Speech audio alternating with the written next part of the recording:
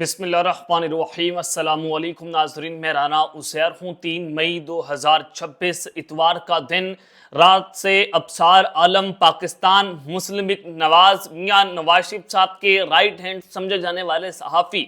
So called journalist अबसार आलम और मोहसिन नकवी की एक लड़ाई होती है। और चूंकि ये लड़ाई जाती फड्डे में तब्दील इस तरह से हुई कि अबसार आलम साहब वन कॉन्स्टिट्यूशन एवेन्यू में उनका एक अपार्टमेंट था और उस अपार्टमेंट में मोहसिन नकवी साहब ने पुलिस का धावा बोलकर और उस पर कब्जा करने की कोशिश की। अब इस लड़ाई के अंदर इंतहाई खौफनाक तरीन मोड़ सामने आया है, घिनौना खेल खेला गया है। मोहसिन नकवी पर अबसार आलम ने किसके कहने पर ये इल्जामात की बौछार की है, अबसार आलम के पीछे कौन है, और अबसार आलम साहब जो है वो मौजूदा इस्टेब्लिशमेंट के मर्जी की और उनकी मंशा के बगैर कुछ काम नहीं करते। अबसार आलम साहब जो हैं उनके पीछे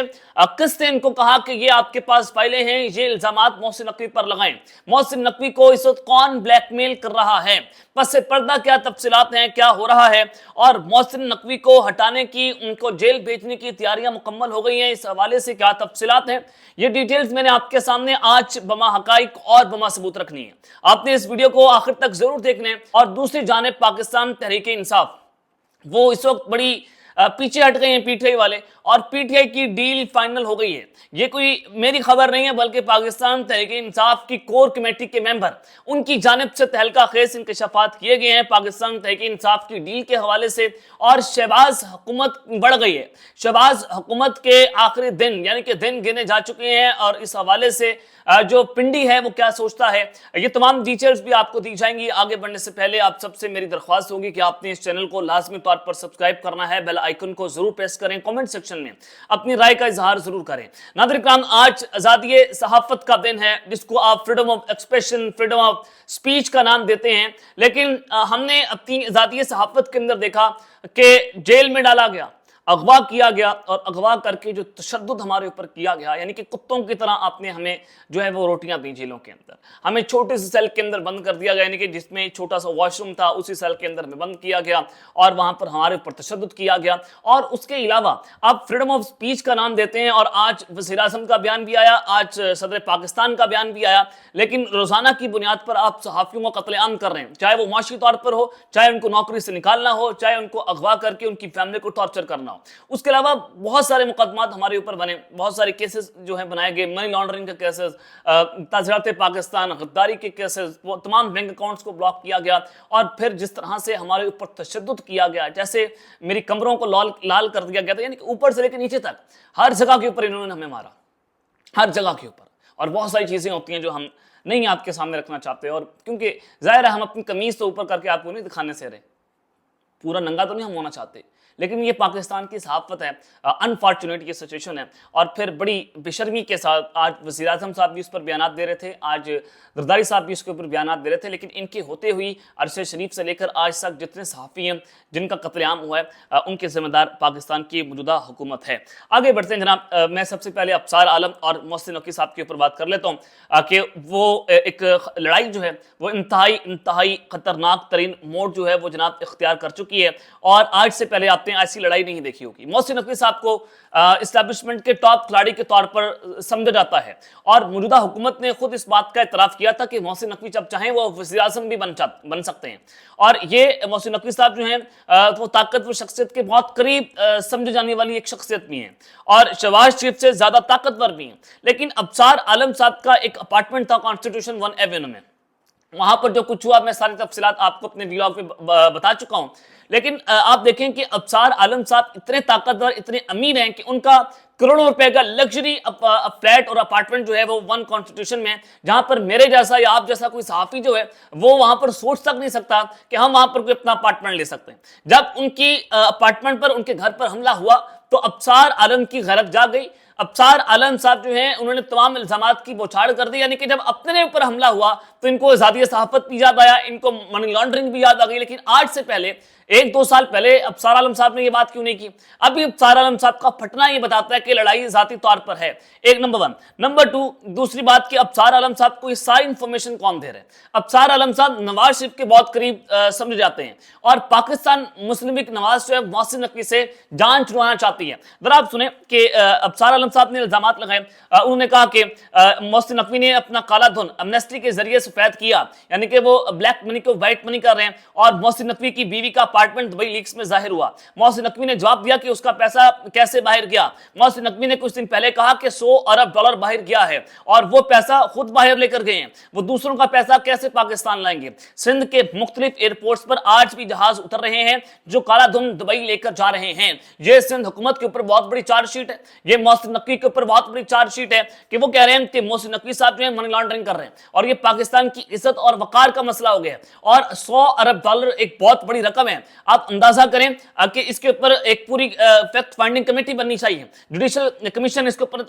بنانا چاہیے، اور جو اس کا قصوروار ہے اس کو قانون کے کٹہرے میں لا کر کھڑا کرنا چاہیے، چاہے محسن نقوی صاحب ہوں چاہے ابصار عالم صاحب ان پر جھوٹے الزامات لگا رہے ہوں، ان دونوں کی اوپر جو ہے وہ کارروائی ہونی چاہیے۔ انہوں نے رینجرز کے الزامات لگائے۔ دوسرا انہوں نے کہا کہ 2001 میں جب ہم سی این این کے اندر کام کرتے تھے، کاشف عباسی صاحب بھی ادھر تھے، تو محسن نقوی صاحب اس وقت ڈرائیورز کا ارینج کرتے تھے سی این این کے سٹاف کے لیے، یعنی کہ آج وہ شخص جو ہے وہ ملک کا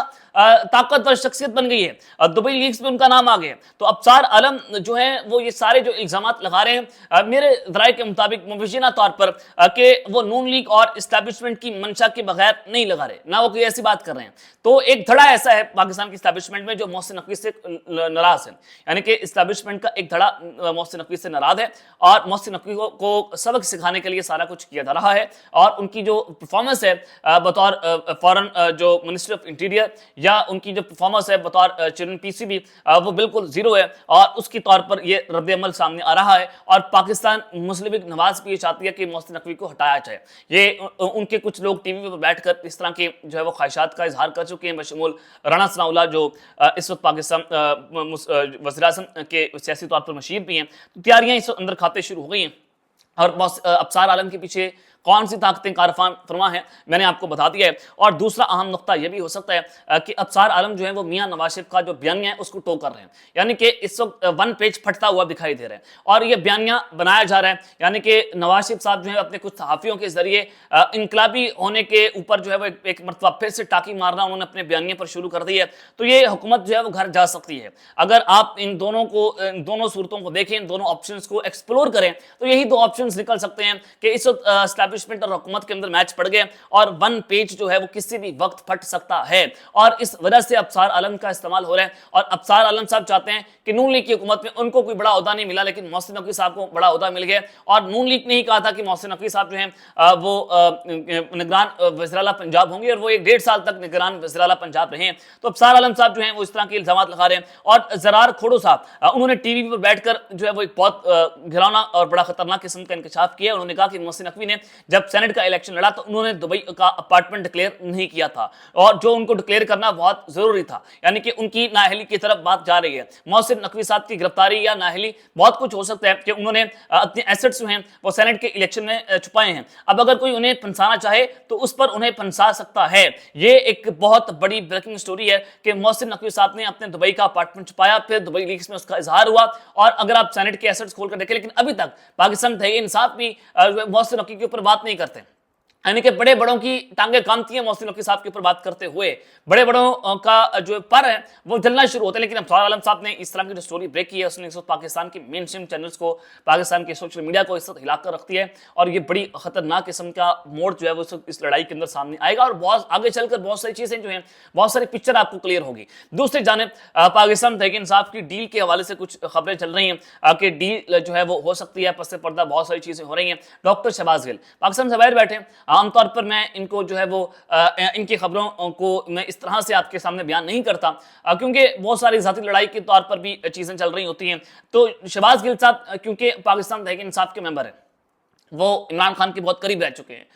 وہ کابینہ کا حصہ رہ گئے ہیں، اور پھر وہ عمران خان کے چیف آف سٹاف بھی رہے اور اب بھی کور کمیٹی کا حصہ ہیں۔ تو انہوں نے کچھ ہوش رفا انکشافات کیے ہیں، ذرا آپ ان کی خبر سنیں۔ انہوں نے کہا کہ تحریک انصاف کی قیادت اس وقت اسٹیبلشمنٹ سے 4 قسم کی ڈیلیں وصول کر رہی ہے۔ مجھے تحریک انصاف کی انتہائی معتبر شخصیت نے ان 4 ڈیلوں پر تفصیلات بتائی ہے۔ یہ 4 ڈیلیں کون سی ہیں؟ نمبر 1، انہوں نے کہا کہ آپ جیلوں میں چلے جائیں، عالی شان آپ کو کمرہ ملے گا، سب سہولیات بما فیملی ملاقاتیں وغیرہ وغیرہ دستیاب ہوں گی، آپ ہیرو بنیں گے، بوقت ضرورت آپ کی جب ہمیں ضرورت ہوگی آپ باہر آ جائیں گے۔ اب جو لوگ جو ہیں وہ جیلوں کے اندر ہیں، ان پر ایک بہت بڑا الزام ڈاکٹر شہباز گل نے اپنی پارٹی کے لوگوں کے اوپر لگا دیا ہے۔ دوسری ڈیل انہوں نے کہا کہ آپ کو سزائیں سناتے ہیں، بس آپ گھر بیٹھ جائیں، آپ کو کسی بھی قسم کی کوئی تکلیف نہیں ہوگی، بس اپنی تصاویر آپ اپلوڈ نہ کرنا۔ یہ دوسری ڈیل جو ہے بتائی۔ تیسری ڈیل شہباز گل کے مطابق آپ کھل کر کھیلیں، بڑھ کے ماریں، لیکن عملی طور پر آپ نے کچھ نہیں کرنا، کوئی منظم تحریک چلانے کی کوشش نہیں کرنی۔ اگر کوئی پارٹی میں منظم تحریک چلانے کی کوشش کرے اس کی ہمیں جاسوسی کرنی ہے، یعنی کہ پارٹی کے اندر آپ نے جاسوسی کرنی ہے۔ چوتھی ڈیل، عمران خان کی بہنوں کی ملاقات بند کر دیتے ہیں، نہ کوئی پیغام باہر آئے گا اور نہ کوئی پیغام اندر جائے گا، تو آپ کو کچھ نہیں کرنا پڑے گا۔ یہ شہباز گل صاحب نے 4 ڈیلیں جو بتائی ہیں کہ پاکستان تحریک انصاف کے لوگوں نے یہ 4 ڈیلیں جو ہیں وہ اسٹیبلشمنٹ کے ساتھ کی ہیں، اور یہ بات نورین خان صاحبہ نے بھی کی کہ عمران خان صاحب کی جو ملاقاتیں ہمارے ساتھ بند کی ہیں اس میں سب سے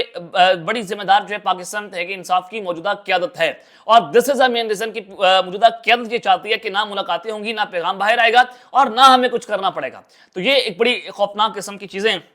جو اپنی ہی پارٹی کے اندر، یعنی کہ اپنی گراتے نشیمت پر بجلیاں، تو ڈاکٹر شہباز گل نے یہی کام کر دیا ہے۔ تو دیکھتے ہیں کہ معاملہ کیسے انفولڈ ہوتا ہے اور ہاؤ تھنگز انفولڈ، یہ تو آنے والا وقت ہی بتائے گا۔ اب تک اتنا ہی، اپنا خیال رکھیے گا، اور اس چینل کا آپ تناسب طور پر خیال رکھنے والے کے مان۔ پاکستان زندہ باد۔